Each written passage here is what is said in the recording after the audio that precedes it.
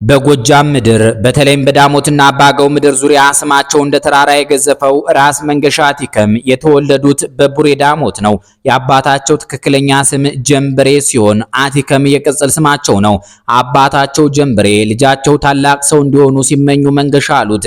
የአባታቸው ምኞት እውን ሆነና ራስ መንገሻ የዳሞት ገዥ ብቻ ሳይሆኑ የኢትዮጵያ የክብር ዘብ ሆነው ነገሱ። ራስ ቢትወደድ መንገሻ አቲከም በወጣትነታቸው የዘመኑን የውጊያ ጥበብና የቤተ ክህነት ትምህርት አቀናጅተው ያደጉም። አንደበታቸው እንደ ማር የሚጣፍጥ ቁጣቸው እንደ እሳት የሚለበልብ ጀግና ነበሩ። በዘመነ መሳፍንት ማብቂያና በዘመነ ማዕከላዊነት መባቻ ወቅት ብቅ ያሉ ኮከብ ናቸው። መጀመሪያ ላይ ከአፄ ዮሐንስ አራተኛ ጋር በኋላም ከሸዋው ንጉስ ምኒልክ ጋር የጠበቀ ወዳጅነት መስርተው ለኢትዮጵያ አንድነት የማይተካ ሚና ተጫውተዋል። ራስ ቢትወደድ መንገሻ አቲከም አባ ገድብ ቀድሞ የአፄ ቴዎድሮስ አሽከር ነበሩና በዚያን ጊዜ ከንጉስ ምኒልክ ጋር ተዋውቀው ወዳጅነት ነበራቸው። ንጉስ ምኒልክ በ1857 በሰኔ ወር ከመቅደላ ከአፄ ቴዎድሮስ እጅ አምልጠው ሸዋ ከገቡና በአባታቸው በንጉስ ኃይለ መለኮት ዙፋን ከተቀመጡ በኋላ መንገሻ አቲከም የቀድሞ ወዳጅነታቸውን መሰረት በማድረግ ወደ ሸዋ ተጉዘው ለንጉስ ምኒልክ ባለሟል ሆኑ። ንጉስ ምኒልክም አክብረው ተቀብለው የጎንደር ጦር ለሚባለው ጭፍራ አለቃ አደረጓቸው። ከዚህ በኋላም የግራዝማችነት ማዕረግ ሰጥተው ምንጃርን ሾሟቸው። ግራዝማች መንገሻ አቲከም ምክር አዋቂና ፈሊጠኛ ሰው ስለነበሩ ዳግማዊ ምኒልክ በጣም ባለሟል እንዳደረጓቸው መርስዔ ሐዘን ወልደ ቂርቆስ የ20ኛው ክፍለ ዘመን መባቻ የዘመን ታሪክ ትዝታዬ ካየሁትና ከሰማሁት በተሰኘው መጽሐፋቸው መስክረዋል። የሸዋው ንጉስ ምኒልክና የጎጃሙ ንጉስ ተክለ ሃይማኖት ግዛቶቻቸውን በሚያስፋፉበትና ለንጉሰ ነገስትነት በሚፎካከሩበት ዘመን ባደረጉት ጦርነት እምባቦ ላይ ንጉስ ምኒልክ ካሸነፉ በኋላ ለራስ ቢትወደድ መንገሻ አቲከም የደጃዝማችነት ማዕረግ ሰጥተው መንዝና ግሼን እንዲያስተዳድሩ ሾሟቸው። ቀጥሎም ዳግማዊ ምኒልክ ጥቅምት 25 ቀን 1882 ዓ.ም እንጦጦ ማርያም ላይ ቅባ መንግስት ተቀብለው በንጉሰ ነገስት ዙፋን እንደተቀመጡ ወዲያም በሳምንቱ ደጃዝማች መንገሻ አቲከምን ራስ ቢትወደድ ብለው ከፍተኛውን ማዕረግ ሰጧቸው። ራስ ቢትወደድ መንገሻ አቲከም ለአፄ ምኒልክ የቅርብ አማካሪያቸውና ወዳጃቸው ነበሩ። በአድዋ ዘመቻም ከፍ ያለ አገልግሎት አሳይቷል። የራስ መንገሻ አቲከም እውነተኛ ማንነት የተፈተነበትና እንደ ወርቅ የነጠረው በጣሊያን ወረራ ወቅት ነው። ወራሪው ጣሊያን ኢትዮጵያ ሊውጥ ሲመጣ ራስ መንገሻ እድሜያቸው ገፋ ብሎ የነበረ ቢሆንም አገሬን ለባዕድ አልሰጥም ብለው የዳሞትንና ያገው ምድርን ጦር ከተታሉት። ጋሻና ጦራቸውን ጨብጠው ከወታደሮቻቸው እኩል ተዋግተዋል። በውጊያ ወቅት በጣሊያን ጥይት ቢቆስሉም እንኳ ቁስላቸውን ሸሽገው ሰራዊቱን በማበረታታት ለእናት ሀገራቸው ከጠላት ጋር በመተናነቅ ተዋግተዋል። ስመጥሩ የጎጃም አርበኛ ራስ ቢትወደድ መንገሻ አቲከም በገደል የተከበበውንና ጣሊያን የተማመነበትን የአምባላጌውን ምሽግ በመስበር ማጆር ቶዝሊን የተባለውን የጣሊያን ጦር መሪ አንቀው በመግደል በአድዋ ጦርነት ወቅት ዘመን ተሻጋሪ ገደል እንደፈጸሙ ታሪክ ይመሰክራል። ከነጻነት በኋላ በተለያዩ ክፍለ ሀገሮች እየዞሩ አስተዳድረዋል። ለዚህም የአድዋ ድል ሲበሰር የራስ መንገሻ ስም ከታላላቅ የጦር መሪዎች ተርታ ይዘከራል።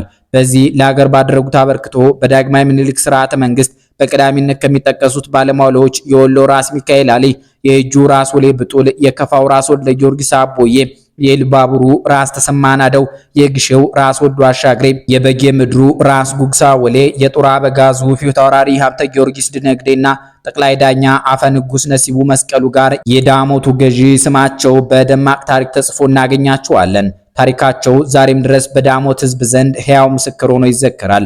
ራስ ቢትወደድ መንገሻ አቲከም ከጀግንነት ባሻገር በነገር አዋቂነት በብልሃተኝነታቸውና በአስታራቂነታቸው ከነገስታት ጋር ባደረጉት ሰላማዊ ግንኙነት ይታወቃሉ።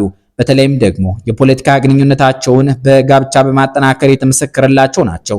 በዘመኑ ነገስታት ቤተሰቦች መካከል የሚደረግ ጋብቻ ንግስናን በዘር ከማስቀጠል ባሻገር በነገስታት መካከል የነበረውን ግንኙነት ማጠናከሪያ መሳሪያ ሆኖም አገልግሏል።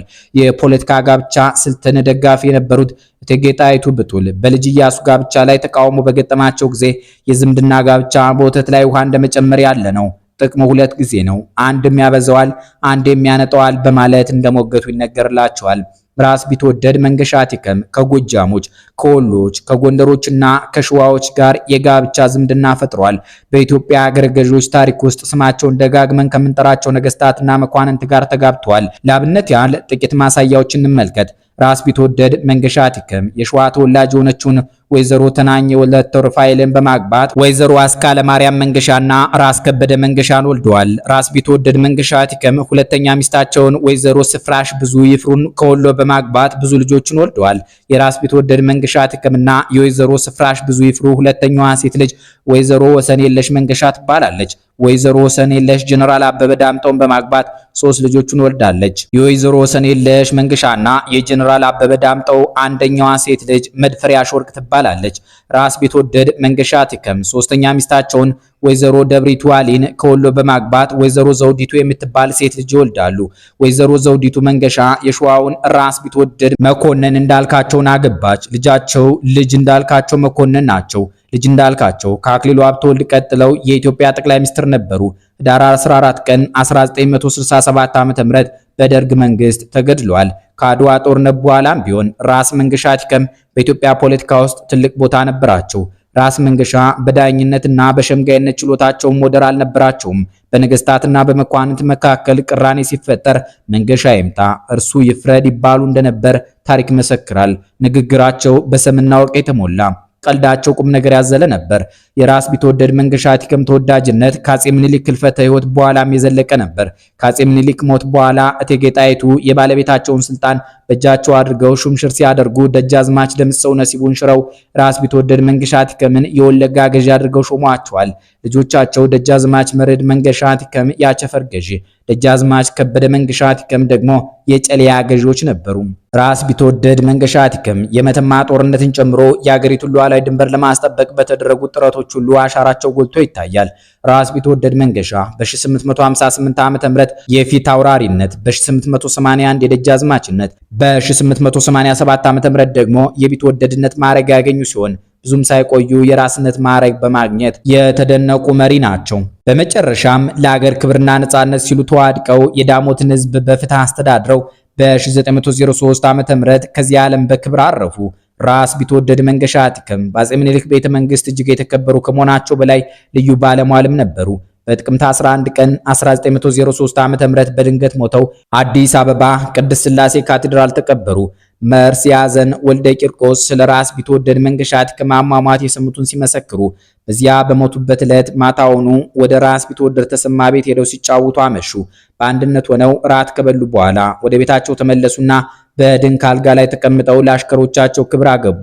በዚህ ጊዜ እዚያው እንደተቀመጡ ያለምንም ጻር ነፍሳቸው አለፈች ብለዋል። ራስ ቢትወደድ መንገሻ ቲከም በጀግንነት የሀገር ድንበር የጠበቁ፣ በብልሃት ህዝብ ያስተዳደሩ፣ ለአንድነት ሲሉ ከግል ጥቅማቸው ይልቅ የኢትዮጵያን ጥቅም ያስቀደሙ የጎጃም እንቁና የኢትዮጵያ የኩራት ምንጭ ናቸው።